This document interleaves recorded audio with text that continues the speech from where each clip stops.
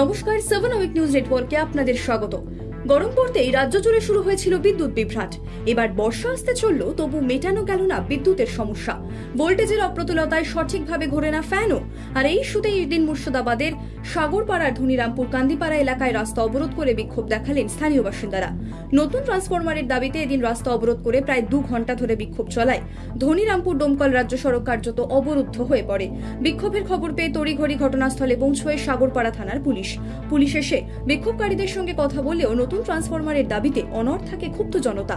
শেষ পর্যন্ত পুলিশের উপস্থিতিতে বিদ্যুৎ দপ্তরের প্রতিনিধিদের কাছ থেকে আগামী 1 মাসের মধ্যে নতুন একটি ট্রান্সফরমার বসিয়ে দেওয়ার ও পুরনো ট্রান্সফরমারটি পরিবর্তন করে নতুন ট্রান্সফরমার দেওয়ার আশ্বাস পেয়ে অবরোধ তুলে নেয় বিক্ষোভরত গ্রামবাসীরা। ভোট পর্ব মিটলেও কেন্দ্রীয় বাহিনীর জওয়ানরা এখনো রয়ে গিয়েছে স্কুল ও কলেজে, আর এই কারণে বিঘ্নিত হচ্ছে পঠন পাঠন। এই ইস্যুতে এদিন ভাঙড়ে রাস্তা অবরোধ করে বিক্ষোভ দেখালো স্কুল পড়ুয়ারা। কেন্দ্রীয় বাহিনী থাকায় ইতিমধ্যেই ভাঙড় মহাবিদ্যালয়ে 4র্থ সেমিস্টারের পরীক্ষা বাতিল হয়েছে। অন্যদিকে বামুনঘাটা হাই স্কুলের ছাত্রছাত্রীরাও এদিন সঠিকভাবে ক্লাস শুরু করার দাবিতে বাসন্তী হাইওয়ে অবরোধ করে বিক্ষোভ দেখাতে থাকে।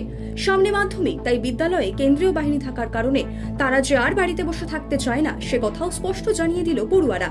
পাশাপাশি স্কুল পড়ুয়াদের বিক্ষোভের জেরে এলাকায় ব্যাপক যানজটের সৃষ্টি হয়। খবর পেয়ে ঘটনাস্থলে পৌঁছয় কলকাতা লেদার কমপ্লেক্স থানার পুলিশ। শ্রীরামকৃষ্ণ দেবের স্মৃতিধন্য দক্ষিণেশ্বর মন্দিরে পুজো দিতে এলেন দেশের শীর্ষ আদালতের প্রধান বিচারপতি মাননীয় DY চন্দ্রচূড়। কড়া নিরাপত্তার বলয়ে এদিন দক্ষিণেশ্বরে মা ভবতারিণীর কাছে পুজো দিলেন প্রধান বিচারপতি। মন্দিরের কর্মকর্তা কুশল চৌধুরী জানালেন যে মন্দির যাতে আরও ভালোভাবে চলে সেই প্রার্থনাই করলেন বিচারপতি DY চন্দ্রচূড়। দেখুন সেই ছবি। Morning sir.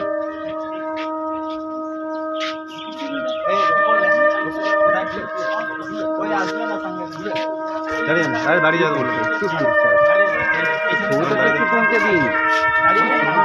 না হলে তো সামনে যাচ্ছি না।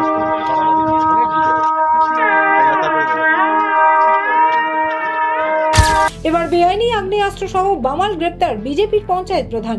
চাঞ্চল্যকর এই ঘটনাটি ঘটেছে মালদার মানিকচকের নাজিরপুর গ্রাম পঞ্চায়েত এলাকায়। জানা গেছে, এদিন গোপন সূত্রে খবর পেয়ে মানিকচকের হরিপুর এলাকায় অভিযান চালায় মানিকচক থানার পুলিশ। অভিযান চলাকালীন ওই এলাকার একটি আমবাগান থেকে নাজিরপুর গ্রাম পঞ্চায়েতের বিজেপি প্রধান দেবাশিস মণ্ডল সহ 6 জনকে গ্রেপ্তার করা হয়। তল্লাশি চালিয়ে তাদের কাছ থেকে উদ্ধার হয় একটি 7mm পিস্তল, 8 রাউন্ড কার্তুজ, 2টি ম্যাগাজিন, 2টি মোটরবাইক সহ একাধিক মোবাইল ফোন। পুলিশ সূত্রে খবর, অস্ত্র কারবারের সাথে যুক্ত বিজেপি পঞ্চায়েত প্রধান দেবাশিস মণ্ডল। তবে এদিন আগ্নেয়াস্ত্র বিক্রি করার উদ্দেশ্যে ওই 6 জন আমবাগানে জড়ো হয়েছিল কিনা তার তদন্ত শুরু করেছে মানিকচক থানার পুলিশ।